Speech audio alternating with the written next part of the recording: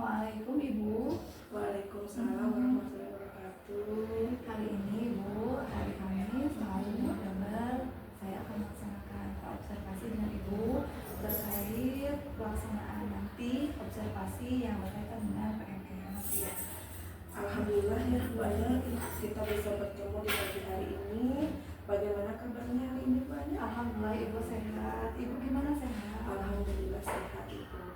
Untuk program PMN ini mungkin saya akan melaksanakan monitoring ya untuk praobservasi, observasi, pasca observasi sama nanti pengembangan diri.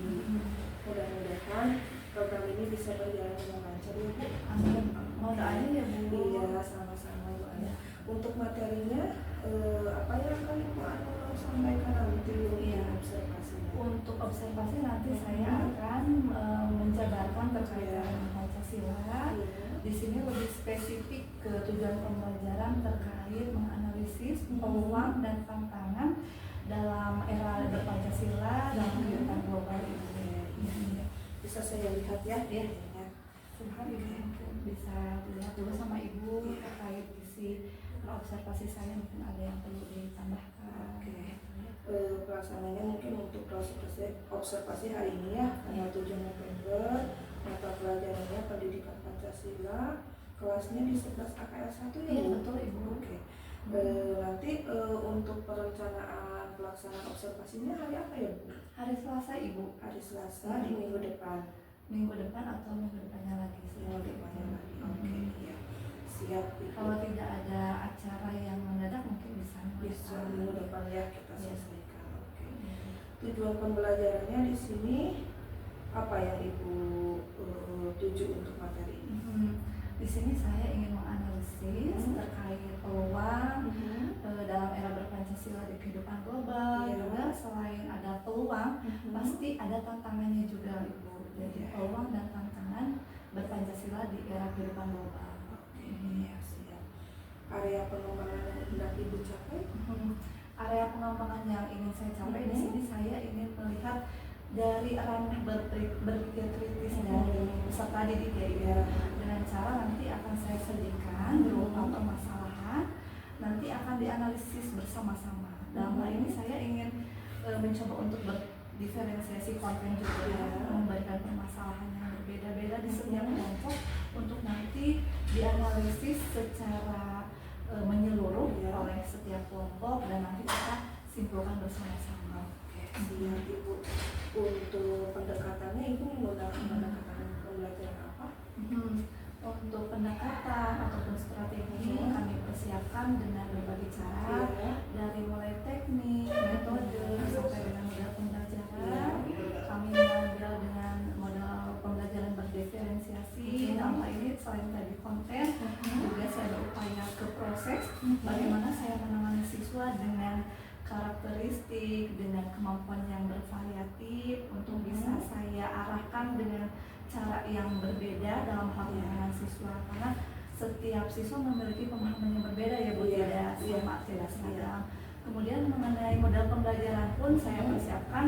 Kalau di PPKM lebih ke berpikir kritis, karena tadi saya mengambil dalam cara menganalisis, sehingga saya mengambil modal pembelajaran PBL, Problem Based Learning. Saya mengupayakan untuk memberikan permasalahan yang analisis bersama-sama. Selain itu juga dalam hal metode pembelajaran, saya tidak melulu ceramah. Ceramah bukan berarti tidak penting, tapi di sini ceramah yang saya variasikan juga dengan metode tanya jawab dengan siswa, begitu ya. Strateginya yang udah dipersiapkan itu saja ya Bu. Juga saya akan mengupayakan ini Bu, dengan persiapan media pembelajarannya pun saya upayakan sudah feedback TPACK dengan membuat PPT berbasis Canva. Saya coba juga akan mendownload video-video yang relevan dari YouTube sehingga anak lebih fokus dan lebih tertarik untuk menyimak pembelajaran. Kalau untuk evaluasinya nanti Ibu bagaimana mengukur keberhasilan siswa menyerap materi? Mengenai evaluasi sudah saya siapkan asesmen. Asesmen tersebut berupa pertanyaan terhadap siswa dan juga evaluasi berbentuk word atau juga nanti kita disimulasikan dengan sistem roda acak seperti itu, atau menggunakan spin wheel begitu ya. Ketika pembelajaran memilih kelompok dan evaluasinya kita arahkan untuk ke word wall. Mungkin itu yang akan saya tanyakan Ibu untuk observasi hari ini, dan mudah-mudahan nanti ini bisa tercapai dengan strategi yang sudah Ibu siapkan. Anak-anak pun bisa mendapatkan apa yang mereka butuhkan dari materi ini dan bisa mempraktekannya mungkin di kehidupan sehari-hari Ibu. Terima kasih Ibu untuk waktunya hari ini ya, sudah bisa berobservasi dengan saya. Mungkin nanti kita jadwalkan untuk observasinya di minggu depan. Terima kasih banyak Ibu, mohon doanya dan bimbingan dari Ibu. Terima kasih banyak Ibu. Iya Bu Ana. Assalamualaikum warahmatullahi wabarakatuh. Waalaikumsalam warahmatullahi wabarakatuh.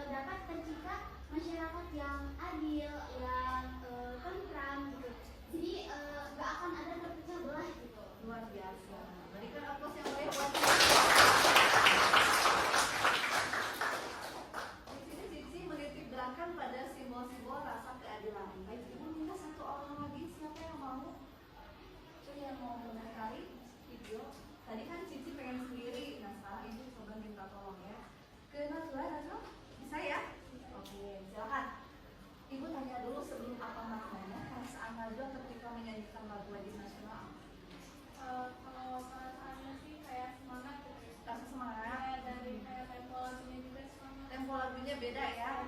Ini Najwa ahli seni budaya nih. Kata-kata tentang tempo. Oke, itu satu dari tempo. Kalau maknanya Najwa? Kalau maknanya yang aku rasain sendiri itu kayak mendorong kita gitu, mendorong untuk melakukan hal-hal yang sesuai dengan Pancasila. Iya, mendorong bangsa Indonesia untuk melaksanakan perilaku yang sesuai dengan nilai-nilai Pancasila.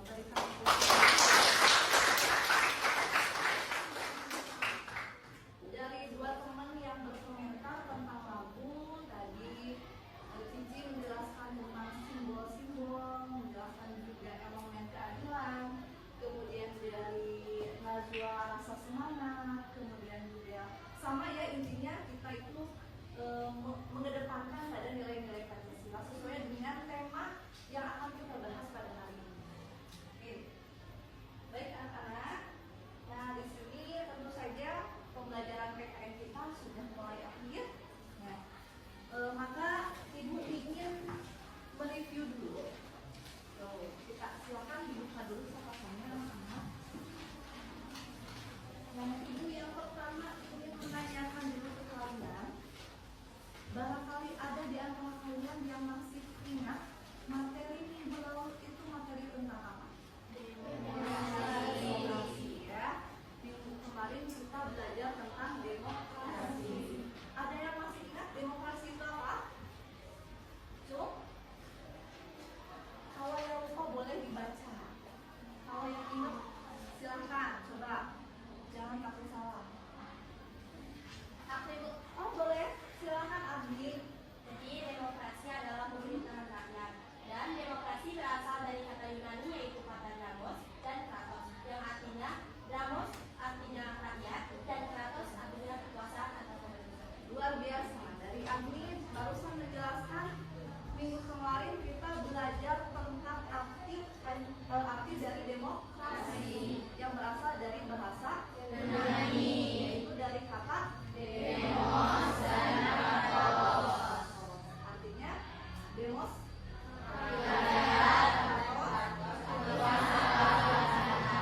atau pemerintahan atau kedaulatan. Jadi demokrasi itu adalah pemerintahan rakyat atau secara gamblangnya jelasnya pemerintahan yang berasal dari rakyat, oleh rakyat dan untuk rakyat. Demokrasi itu merupakan sebuah proses yang sangat ideal dalam kehidupan tata kenegaraan.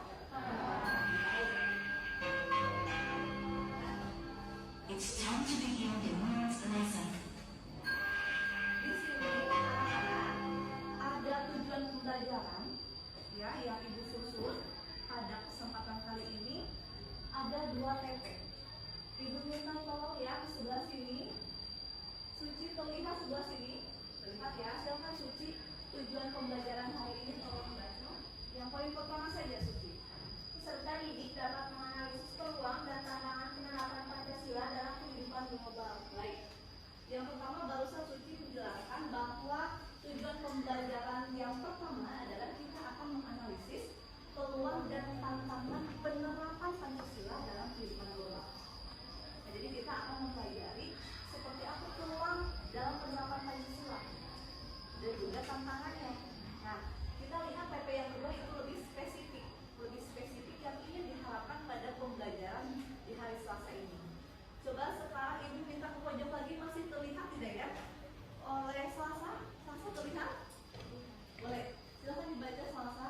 Peserta didik dapat menganalisis tantangan penerapan Pancasila dalam kehidupan global. Nah, ini. Jadi TP yang kedua itu lebih spesifik. Peserta didik, ya, kalian itu dapat menganalisis tantangannya. Kalau di awal kita penerapan dan tantangan atau peluang dan tantangan, yang kedua kita lebih concern atau konsentrasi atau fokusnya ke tantangan bagi bangsa Indonesia dalam penerapan Pancasila. Baik, anak-anak ini jangan serius ya. Nah, maksudnya harus enjoy aja meskipun di siang hari ya. Baik, supaya tidak jenuh, ibu sudah menyiapkan ice breaking. Ice breakingnya bisa kita saksikan dulu ya. Nanti kita coba bersama-sama.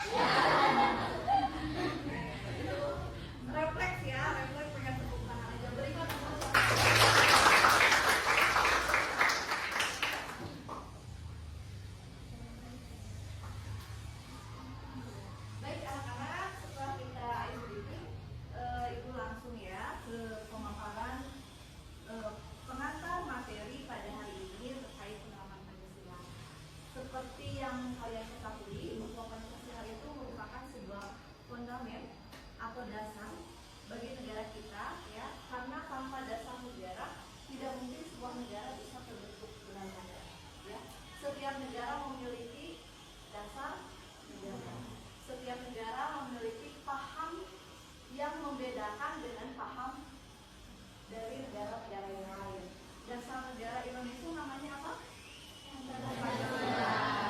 Dengan sistem pemerintahan presidensil dipimpin oleh presiden, kemudian juga dengan sistem pemerintahannya dibantu oleh jajaran para menteri, dengan suara demokrasinya. Bangsa Indonesia segala perilaku kehidupan bangsanya, kemudian yang menjadi pedoman adalah berpacuan pada Pancasila. Nah, ini ada pertanyaan simpel anak-anak, tidak menanyakan teori ya, ini menanyakan apakah kalian telah menerapkan nilai-nilai Pancasila? Jujur ya, coba kalau ibu tanya rentangkan dari 1 sampai dengan 100, kira-kira kalian sudah mengamalkan nilai Pancasila di angka berapa? 1 sampai 100. 80 maksudnya? 80, luar biasa. Sebelah sini? 70. Berarti masih banyak PR untuk selalu berpedoman Pancasila ya. Dari sebelah sini? Kalian 75. Nah, kecil-kecil amat tapi besar juga enggak. Oke. Ini jujurnya 75. Tapi sebelah sini?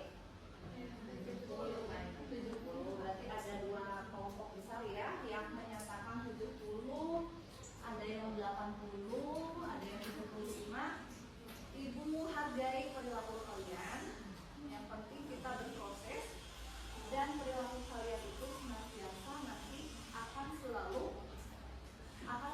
baik dari hari ke hari, dari minggu ke minggu, atau dari tingkatan lingkungan ya.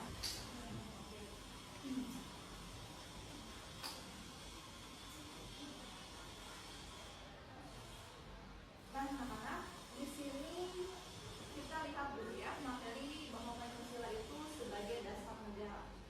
Tolong dibaca ya oleh Bunda ya.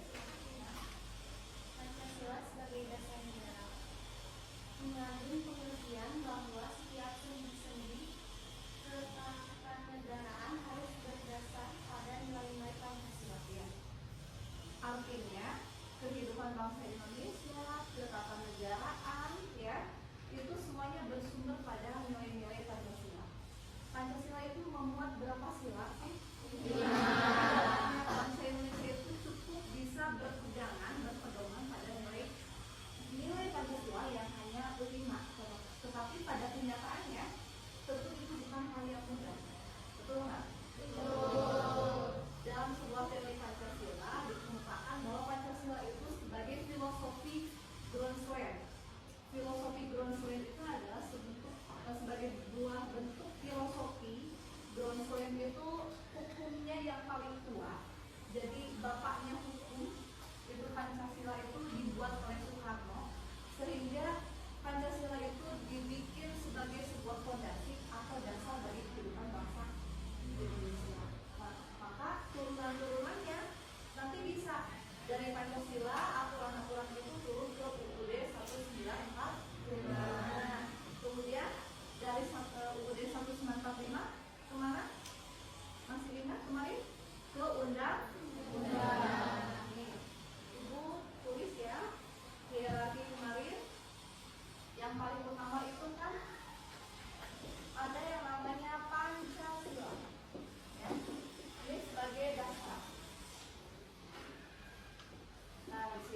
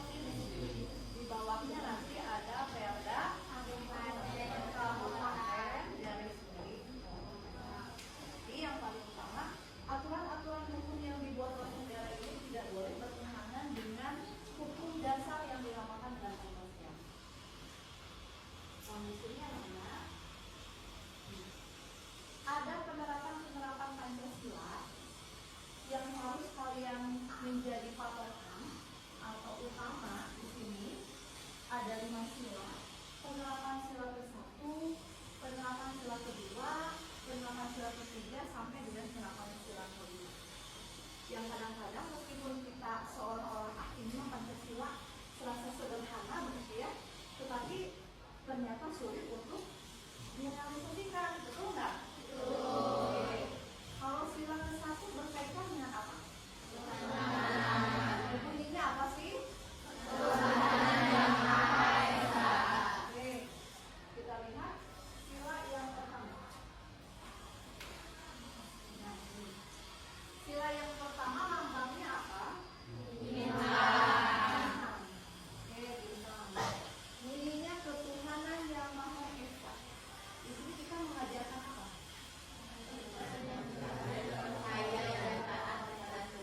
Mengajarkan kita untuk percaya dan taat terhadap Tuhan yang Maha Esa. Di Indonesia ada berapa agama yang diakui oleh pemerintah? Sebutkan. Islam, Kristen, Protestan, Katolik, Hindu, Buddha, Konghucu. Jadi itulah agama yang boleh dianut oleh warga negara Indonesia. Kalau selain itu boleh tidak? Tidak boleh. Tidak boleh menganut selain agama itu. Ya, karena ini diakui oleh negara. Bagaimana Bu kalau saya memilihkan? Ibu pernah mengatakan misalnya minggu kemarin bahwa beragama itu adalah hak asasi manusia. Sekarang gimana kalau haknya Bu? Saya boleh nggak hak tidak beragama? Boleh tidak? Tidak boleh. Ya, hak dalam artian di sini adalah hak memilih agama sesuai dengan kepercayaannya yang terdapat juga selain diatur dalam Pancasila sila ke-1, juga diatur dalam Undang-Undang Dasar 1945 pasal 29, yaitu kemerdekaan untuk memeluk agamanya masing-masing dan untuk beribadah menurut agama dan kepercayaannya. Jadi silakan memilih agama sesuai dengan hati nurani masing-masing warga negara. Contohnya seperti apa? Ini hal-hal yang simpel. Contohnya apa? Kalian sering lupa atau sering selalu melaksanakan doa? Selalu ya, meskipun ada doanya yang diucapkan secara lisan atau kadang-kadang Bismillah di dalam hati. Boleh tidak? Boleh ya. Yang kedua, menghargai teman yang berbeda agama. Nah ini yang sulit. Karena apa ya? Berbeda agama itu adalah hak ajasi. Ya. Tapi alhamdulillah di kelas ini semuanya menganut agama Islam. Jadi toleransinya kalian akan jauh lebih kenal. Tidak akan ada gesekan dengan teman yang lainnya. Tapi meskipun demikian, barangkali di kelas lain ada yang berbeda agama, kita harus tetap menghormati, ya, menghormati terhadap takdir atau bahkan keputusan orang tertentu untuk memilih agama, ya. Baik. Selanjutnya di sini juga ada contoh penerapan sila kedua, membantu yang kesusahan. Nah ini membantu yang kesusahan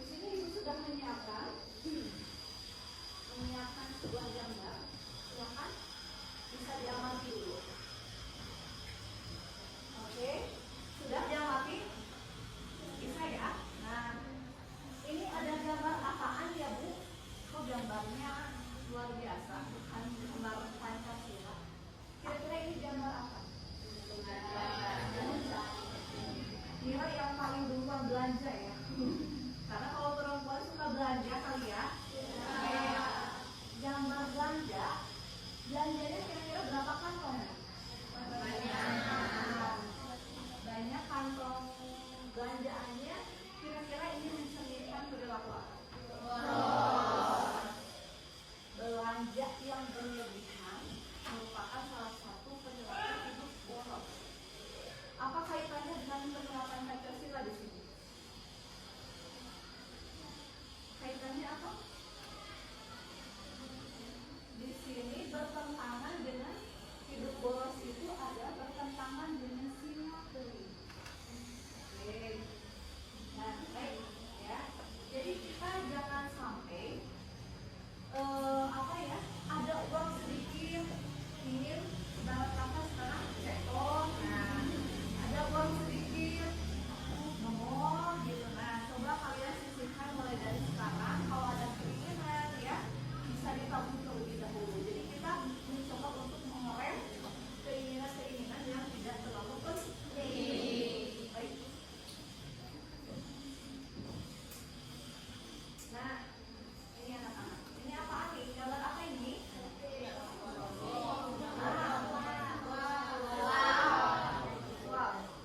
Visual atau gambar kayak ya kata-kata tadi bagian dari korupsi, betul. Jadi di sini kenapa ini sebetulnya gambar ilustrasi dalam potongan bagian gambar ya. Kenapa dikatakan suap? Pakai uang. Nah, ada uang di belakang. Ada uang di belakang, seolah-olah tidak menerima tapi lewat belakang. Itulah yang dinamakan dengan suap. Baik. Untuk supaya kalian lebih memahami tentang seperti apa tantangan di era globalisasi dalam penerapan Pancasila, Ibu sudah menyiapkan berita dari media elektronik yang Ibu ambil dari YouTube. Bisa kalian saksikan terlebih dahulu ya. Dominasi dari Korea di dunia termasuk Indonesia digemari generasi muda. Ini tidak lepas peran pemerintah Korea Selatan membangun peradaban dunia melalui budaya, lalu membuka budaya lokal Indonesia melawan dominasi budaya asing termasuk budaya Korea. Spesial di Hari Sumpah Pemuda menghadirkan laporan terkait dalam gaya budaya pemuda. Gelombang Korea atau Korean Wave telah mewabah ke seluruh dunia tak terkecuali Indonesia. Melalui musik pop Korea atau yang dikenal dengan K-pop, Korea Selatan semakin menancapkan dominasi budayanya hingga ke mancanegara. Ekspor budaya yang dilakukan Korea Selatan itu juga berdampak pada selera pasar musik Indonesia. Segala yang berkaitan dengan Korea Selatan selalu mendapat atensi tinggi, khususnya dari generasi muda. Komunitas penggemar musik K-pop kini menjamur di sejumlah wilayah. Salah satunya musik BTS yang kini tengah digandrungi para generasi muda di mancanegara, termasuk Indonesia. Pada Niti Ara yang merupakan BTS Army, sebutan bagi fans BTS mengungkapkan kekagumannya terhadap grup musik yang pernah masuk nominasi Grammy Award di Amerika ini. Pengaruh BTS di bidang musik faktanya juga mendorong para penggemar di Indonesia melakukan sejumlah kegiatan positif. Kalau misalnya nonton member BTS gitu, kita nggak ada yang nyuruh, tapi kita bilang gini, yuk kita nanam 1000 benih pohon supaya kan kita tahu lah ya, ibaratnya sekarang lingkungan itu udah rusak banget. Yuk gerakan 1000 pohon itu loh fenomenal dulu pernah ada. Terus save terumbu karang itu juga kita bikin proyeknya. Kita di sini tuh army ya, army Indonesia. Kita bicara yang kita lakukan di Indonesia gitu. Tidak dipungkiri keberhasilan Korea memperluas ekspansi budaya melalui musik, drama, film hingga gaya hidup tak lepas dari peran pemerintah Korea Selatan dalam membangun peradaban dunia melalui budaya. Itu kerja keras dan kerja berat luar biasa dari semua sektor, dari pemerintah, dari akademisinya, dari swasta. Sejarah 30 tahun lalu misalnya Korea, pertama yang akan kirim adalah para akademisinya ke Amerika dan sebagainya untuk belajar bagaimana membangun sebuah industri hiburan. Lalu teman-teman swasta misalnya produsen elektronik yang apa yang mereka lakukan ketika mereka menjual TV, zaman dulu masih di CD-nya film Korea. Pemerintah memberikan insentif yang begitu kuat terhadap industri hiburan dan teman-teman industri hiburan itu juga sangat serius. Tingginya antusiasme generasi muda pada budaya K-pop itu memunculkan kekhawatiran akan hilangnya jati diri bangsa akibat tergerus budaya luar. Karena itu peran pemerintah sangat diperlukan untuk terus mendukung pengembangan budaya lokal agar mampu melawan dominasi budaya asing. Sayangnya hingga diakui bahwa Indonesia sendiri belum memiliki kesepahaman terkait pengembangan budayanya. Dan pada akhirnya ini soal pilihan, gitu ya. Karena kalau Korea mereka jelas mereka milih, gitu ya. Oke, ini akan menjadi kekuatan kita yang utama, gitu ya. Sementara kalau kita nih belum sepenuhnya boleh dibilang solid ya dalam mengambil pilihan tersebut, gitu ya. Kalau mau mencapai level seperti Korea, dan salah satu kuncinya juga adalah kerjasama ya, lintas kementerian, lembaga, para pelaku budaya, itu yang paling penting sebetulnya ya, karena mereka energi utamanya gitu. Dalam catatan sejarah, pemuda selalu menjadi tonggak perubahan di setiap zaman. Kesadaran para pemuda untuk bertanah air satu, berbangsa satu, dan berbahasa satu, bahasa Indonesia, hendaknya terus digelorakan dengan tetap menjunjung tinggi budaya dan nilai-nilai persatuan Indonesia. Luar biasa ya. Ini beritanya yang membuat kita miris. Miris seperti apa? Ini minta pendapat kita. Silahkan, ada yang berani mengumumkan pendapat, boleh diaturkan tangannya. Ini tayangan video tentu saja merupakan hal-hal yang menjadi persoalan di negara kita yang ada kaitannya dengan tantangan penerapan Pancasila. Silakan, ada yang mau? Jangan sampai salah anak-anak. Silakan. Aku aja ibu. Oh boleh, silakan. Kan tadi itu membahas tentang masuknya budaya asing ke Korea Selatan. Nah tadi juga disebutkan bahwa pemuda sebagai tonggak bangsa atau unsur negara, gitu kan. Ketika ada budaya asing yang masuk, yang seharusnya pemuda itu menjadi orang yang mempertahankan identitas bangsa, yang melestarikan keberagaman yang ada, malah tergerus oleh budaya-budaya asing yang masuk seperti kayak Korea Selatan, itu akan mempengaruhi identitas para pemuda yang tadinya seharusnya menerapkan apa yang ada di Indonesia, jadi berkaca kepada Korea Selatan gitu, dari mulai fashion, food, atau dari tontonannya gitu. Ya, luar biasa keren ya. Ini sangat keras sekali menjelaskannya dari A sampai Z, bahwa tadi bangsa Indonesia tonggak perubahan di negara kita itu selalu pemuda sebetulnya ya, pemuda-pemudi. Tapi di sini pemuda bangsa Indonesia zaman sekarang lebih mengkiblatkan atau melihat budaya asing itu jauh lebih baik seolah-olah ya. Kayak dalam peribahasa bangsa Indonesia dalam tanda kutip, rumput tetangga lebih hijau. Ini kebudayaan orang lain, kebudayaan negara lain jauh lebih keren. Saya kalau merasa menyanyi sama budaya, merasa malu gitu, merasa ciut. Tapi ketika saya hafal di Korea, jauh lebih bangga misalnya. Nah ini adalah salah satu masalah. Keren ya, keren Cici. Ada lagi satu orang lagi, Bu Mita? Boleh, silakan Mira. Ibu, tapi dari tiga tersebut ada sisi positifnya. Oke, nah kalau dari Mira sedikit ada hal yang baiknya, tidak hanya selalu menjadi tantangan ya. Berarti Mira akan menjelaskan terkait Sisi positifnya. positif atau peluangnya, apa itu?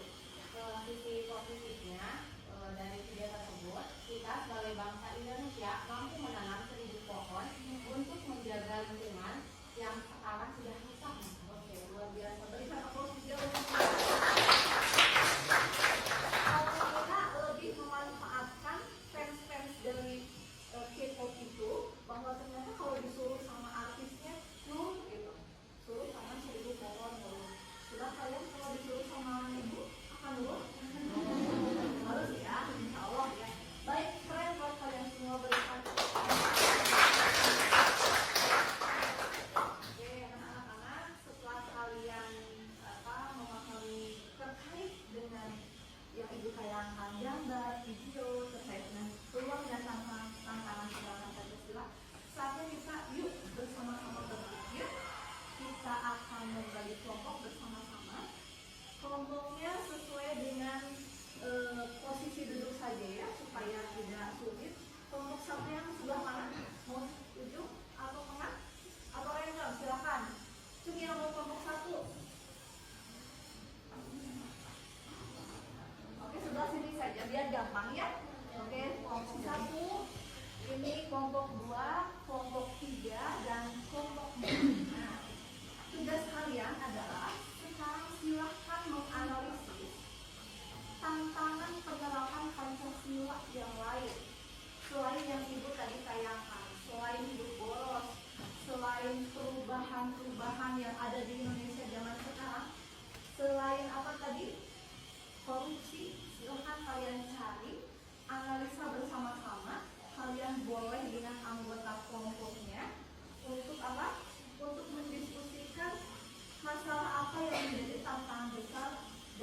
penerapan Pancasila di era globalisasi. Baik, akan Ibu tayangkan. Ibu memiliki LKPD anak-anak. LKPD Ibu seperti ini.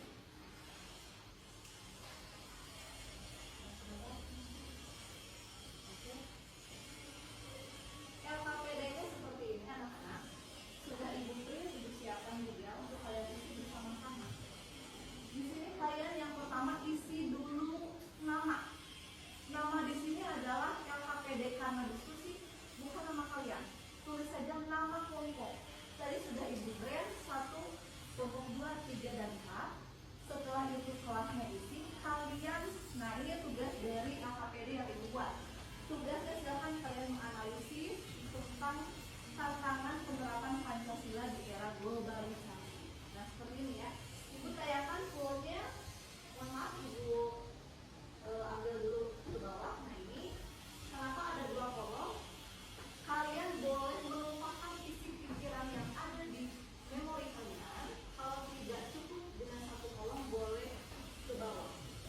Ya, seperti itu. Ibu bagikan ke setiap kelompok. Ya.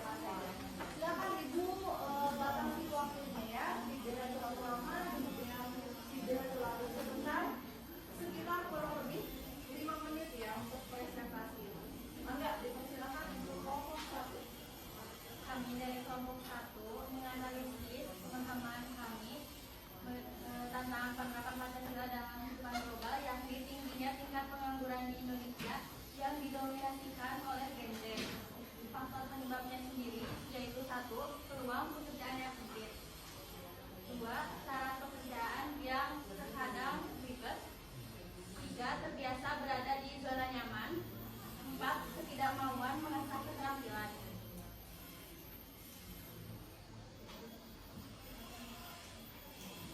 Berarti hal-hal yang menjadi permasalahan dalam pelaksanaan Pancasila tadi berupaya untuk masalahnya ada di titik pengambilan faktornya karena apa saja bisa disebutkan peluang pekerjaan yang sempit. Oh ya, salah satunya adalah karena peluang pekerjaan yang sempit. Baik, ada lagi yang mau disampaikan?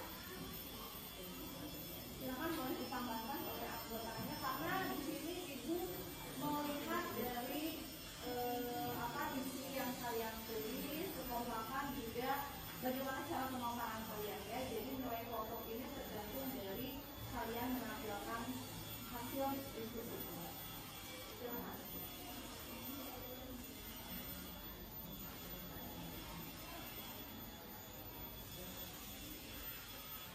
Jadi anak muda zaman sekarang khususnya Gen Z itu lebih suka dengan hal praktis. Contohnya lebih suka menunggu lowongan pekerjaan ketimbang memulai suatu. Ya.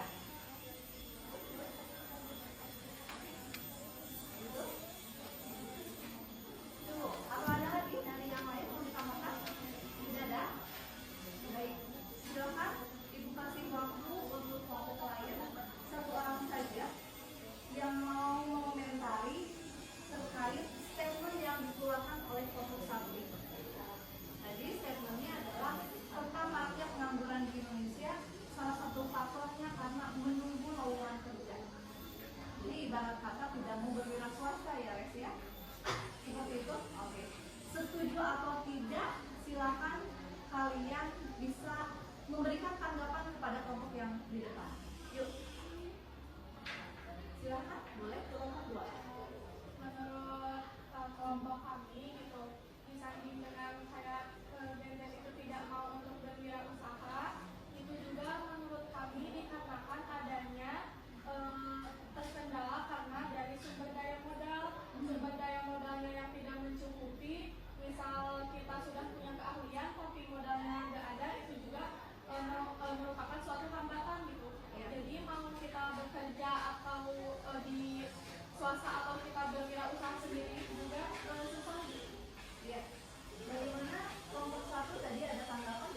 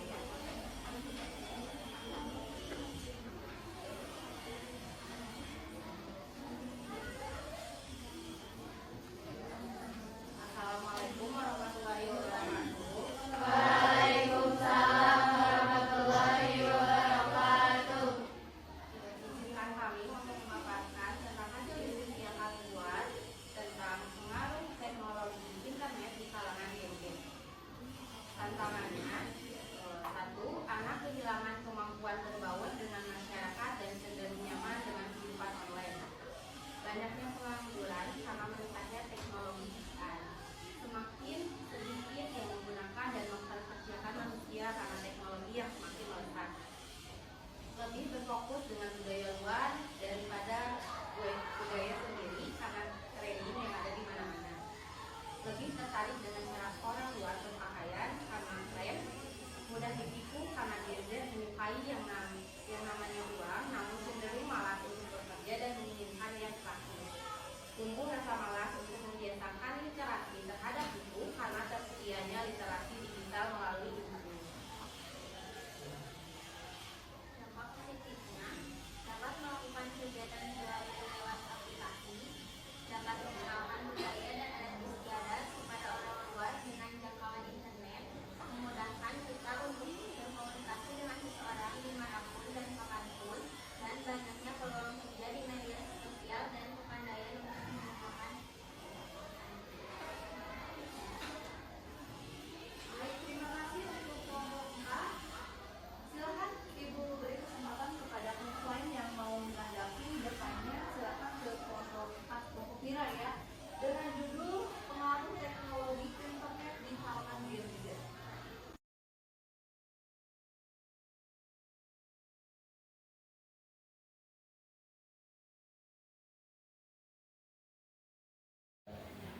Action. Assalamualaikum warahmatullahi Waalaikumsalam Bu Dewi. Apa kabar? baik. Bu Dewi gimana kabar? Alhamdulillah sangat luar biasa hari ini ya. Ada ini Bu Ana, mohon maaf mengganggu waktu. Tidak apa-apa ini. Lagi kegiatan apa sekarang? Kebetulan hari ini sedang pindah hari ini aktivitas mendampingi siswa permodelan untuk masa kampanye program. Siap. Mengganggu ya Bu Ana? Enggak sampai Terima kasih. kebetulan bisa digantikan sama Oh, sama siapa sekarang? Mama. Iya. Ibu mungkin hari ini kita melakukan komunikasi atau percakapan pasca observasi setelah kita kemarin dengan rangkaiannya yang begitu luar biasa ya Bu Ane. Saya ucapkan terima kasih dari kita dari pasca observasi, praobservasi, terus observasi kemarin di kelas 11 AKL 1 ya Bu. Saya lihat sangat luar biasa. Terima kasih Bu Dewi sudah mendampingi juga kegiatan observasi ini kemarin. Sangat luar biasa, saya itu melihatnya menjadi ilmu baru untuk saya ya Bu, meskipun kita berbeda pembelajaran ya, beda mata pelajaran ya, wow gitu ya, saya dapat ilmu baru kemarin pas aku observasi. Kamu ada sedikit ya Bu yang saya ingin tanyakan untuk Bu Ani, ada beberapa hal mungkin yang sedikit yang menjadi apa ya, ini tuh sudah bagus tuh menurut itu mau seperti apa, mau bagaimana ke depannya. Tentunya kita menyampaikan materi kan tidak hanya cukup dengan materi saja, tapi harus ada aplikasinya ke depannya. Itu mau seperti apa, mau bagaimana ya Bu. Terus nanti mungkin ada evaluasinya juga, apakah dari materi tersebut anak itu ada pemahaman, ada prakteknya gitu ya Bu ya. Yang saya tanyakan, yang pertama bagaimana perasaan Bu Ane dalam melaksanakan proses pembelajaran dengan materi yang kemarin? Ya, terima kasih ya Bu Dewi atas pertanyaannya. Sebetulnya saya merasa apa ya, awalnya memiliki rasa yang apa ya, saya harus kayak gimana gitu ya Bu, karena ini sebetulnya ngajar ada Bu Dewi dengan tidak itu tidak ada perbedaan. Cuman di sini saya kan lebih menitik beratkan sesuai dengan perencanaan saya bahwa anak didik saya itu harus memiliki keaktifan. Makanya di sana saya menuliskan di observasinya titik berat strategi saya adalah dengan menggunakan model pembelajaran PBL. Nah di situ saya merasa ada yang kurang dengan kelas terutama ya anak-anak. Tentu saja di kelas 11 AKL 1 itu setelah saya analisa memang keaktifan siswanya yang agak kurang ya, makanya saya stimulus mencoba untuk pembelajaran itu dengan model PBL. Dan dengan model PBL alhamdulillah sedikit demi sedikit dari keberanian siswa mulai muncul, karena di sana saya sudah mulai memunculkan stimulus gambar gitu ya, stimulus video. Saya mencoba untuk memberikan kesempatan kepada anak-anak coba nih anak-anak analisa video atau foto yang saya tayangkan kemarin. Meskipun memang masih belum sempurna 100% ya Bu, ya, gitu. Kemarin dengan terbatasnya waktu ya. Terbatasnya waktu karena hanya Iya. satu potongan. Oke, baik, pertanyaan selanjutnya.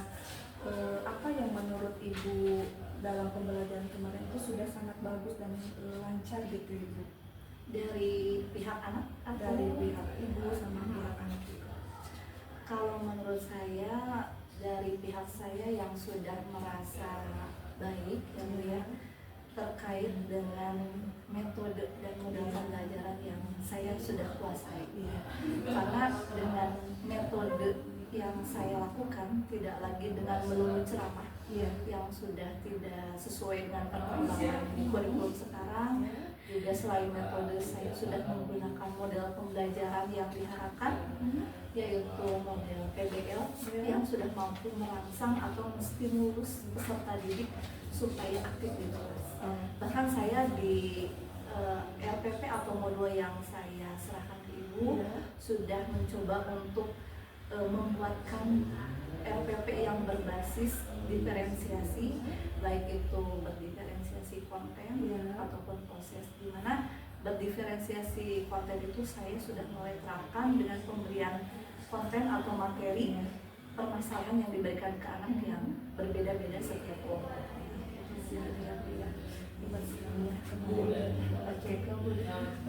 Yang selanjutnya Bu, apakah ada tantangan dalam pembelajaran kemarin? Tantangannya ada Bu, meskipun tidak banyak ya. Yang pertama di kelas itu memang ketika di awal-awal belum kondusif. Tetapi setelah saya arahkan, fokuskan, dan pemberian ice breaking, alhamdulillah pembelajaran yang tadinya anak belum fokus sudah mulai siap menerima materi pelajaran dari saya. Oke, bagus banget. Aduh, tadi kan ada tantangan ya Bu ya di situ di kelasnya sebenarnya. Bagaimana sekarang? Bagaimana Bu Anu menangani tantangan tersebut atau menyelesaikan tantangan tersebut? Tantangan di kelas tadi kan saya menjelaskan bahwa siswa di awal pembelajaran belum kondusif, maka ketika saya melihat di kelas ini anak belum kondusif, ini harus gimana gitu ya, apalagi jam saya itu jam rawan ya Bu ya, habis duhur, habis acara di GOR gitu ya, kegiatan seharian di GOR. Jadi memang wah ini anak harus dikasih ice breaking nih gitu ya, harus dikasih ice breaking. Saya kasih ice breaking berupa tayangan video dulu, nanti kita praktekkan bersama-sama meskipun tidak lama. Ice breaking itu jangan lama-lama, tapi alhamdulillah keberadaan ice breaking yang sedikit itu cukup membantu untuk memusatkan perhatian peserta didik kembali fokus belajar. Ya, bagus ya Bu, kemarin kita kan habis habis acara BNN dulu Bu kemarin itu yang sudah sangat melelahkan mungkin mereka di GOR ya. Terus kita lakukan pembelajaran di kelas yang gitu ya. Luar biasa tantangannya. Oke. Pertanyaan selanjutnya, apa yang akan Ibu tingkatkan atau kembangkan untuk pembelajaran selanjutnya? Ini lebih ke peningkatan apa ya? Saya mengharapkan dari diri saya sendiri ya Bu, karena saya juga tidak pure ibarat kata menyalahkan ini anak kurang fokus, ini anak kurang aktif. Mungkin saya juga harus mengupgrade diri saya sendiri lewat pemahaman-pemahaman, baik itu saya belajar secara otodidak, mencari sendiri di internet. Sekarang lebih mudah ya untuk mencari apa nih kelemahan atau tips dalam menanggulangi anak yang kurang fokus atau kurang memotivasi belajar. Juga yang kedua, saya berupaya untuk mengikuti workshop atau seminar yang ada di platform PNM.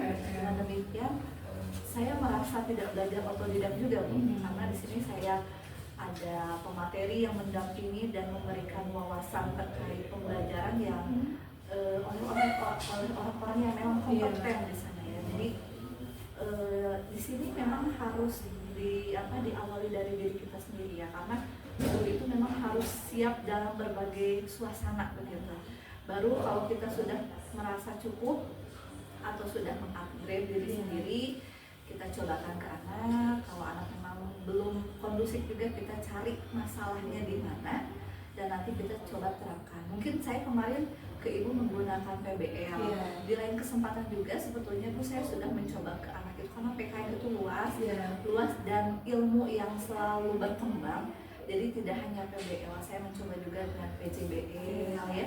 PJBL itu berbasis proyek dan saya mencoba menerapkannya kayak membuat mapping gitu ya, atau membuat poster yang berupa digital. Karena kalau sekarang anak bikin poster di tempat tempel mungkin layaknya cocok mungkin untuk anak SD ya Bu, tapi kalau untuk setara anak SMK itu lebih kayak senang.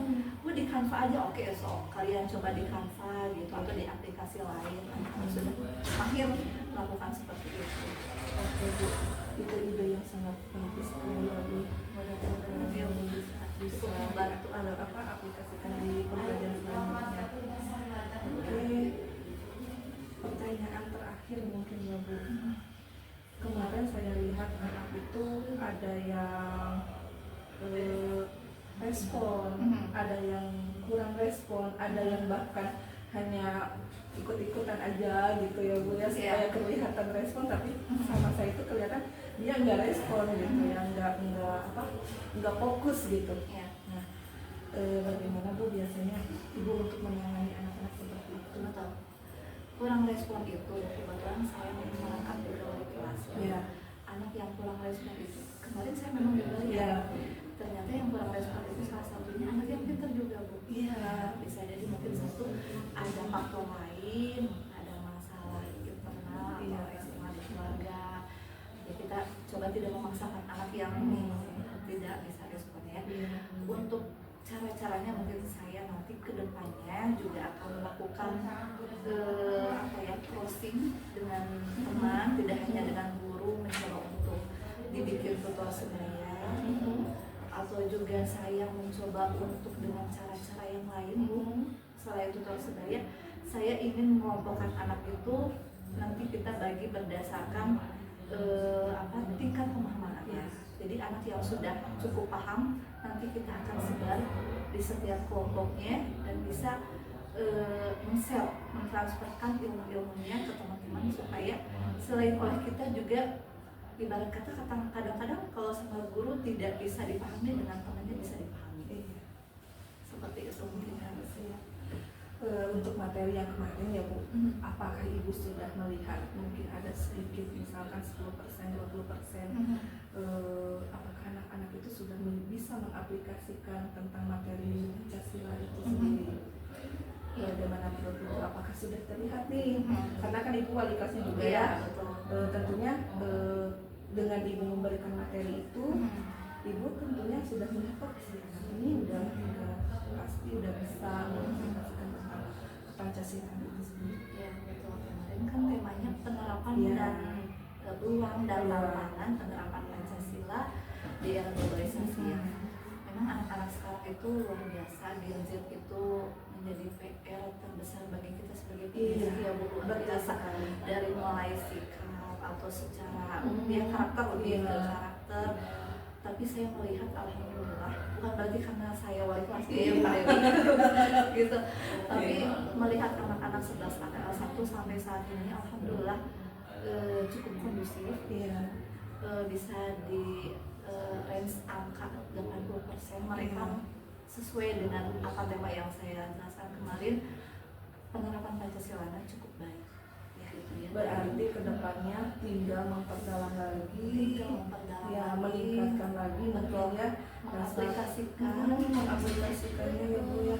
Soalnya saya lihat kemarin pas saya masuk itu di meja masih berantakan gitu ya Bu ya, ada HP, ada tumbler dan sebagainya mungkin karena mereka baru istirahat mungkin ya.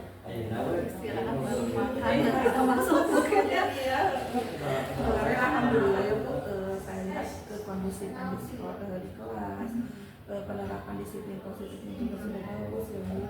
Terus interaksi ibu dan siswanya juga sudah oke begitu ya. Pas begitu ibu kemarin membagikan kelompok untuk kemarin mengisi angket ya Bu ya, itu dan APD ya Bu. ya dalam LKPD itu mereka antusias sekali Bu. Begitu Ibu melontarkan pertanyaan, kalau pertanyaan tematik mereka langsung gitu ya Bu ya.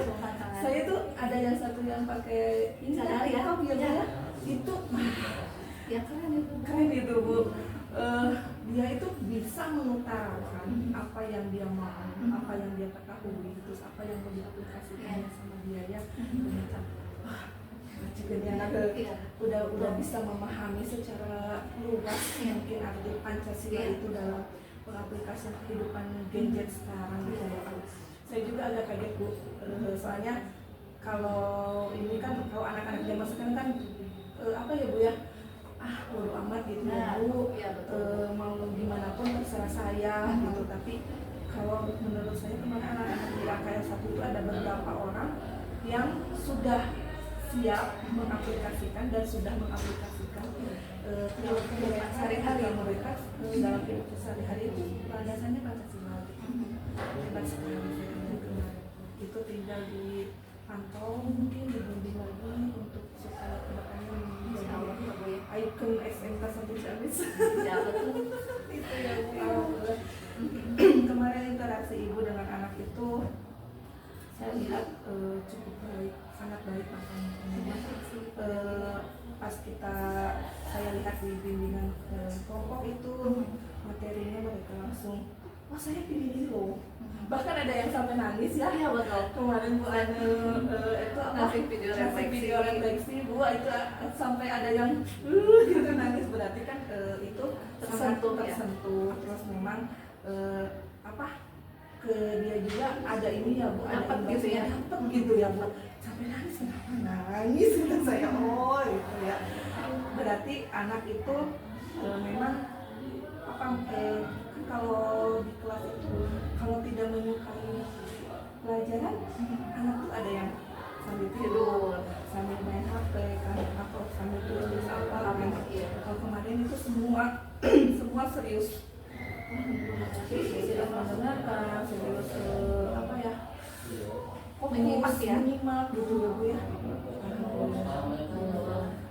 Mudah-mudahan bisa konsisten atau ditingkatkan lagi. Berarti kan kalau di kelasnya aman, di kelasnya sudah bisa mengaplikasikan tentunya dengan dasar negara kita Pancasila ya Bu. Tentunya guru BK tidak akan kesusahan. Betul, karena PKM dan BK itu partner ya. Partner gitu ya Bu ya. Guru BK-nya mungkin tidak akan terlalu susah gitu. Karena saya lihat kedisiplinannya juga sudah bagus, terus cara berpakaiannya juga sudah rapi. Mudah-mudahan bisa lebih meningkatkan dukungannya ya Bu Dewi ya. Mungkin nanti untuk tindak lanjutnya untuk meningkatkan kompetensi Bu Ana sendiri ke depannya, silahkan mungkin di sekolah kita kan fasilitasi ya Bu, adanya MDMP, adanya workshop bimbingan teknis untuk guru bidang, itu yang harus lebih semangat untuk mengikutinya. Kebetulan kemarin ada dengan Bu Dewi sama-sama Iya, acara di BGP ya Bu Dewi. BGP ya, iya kemarin itu. Jadi alhamdulillah bisa dapat ilmu yang baru. Iya. Itu secara tidak sengaja, tapi ilmunya banyak sekali ya Bu ya. Iya.